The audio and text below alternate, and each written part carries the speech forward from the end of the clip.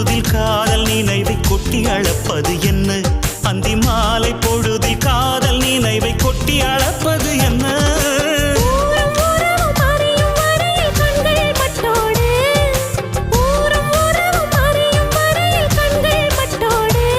மணமாலை தோளில் சூடும் நாளில் கைகள் தொட்டாட, மணமாலை தோளில் சூடும் நாளில் கைகள் தொட்டாட.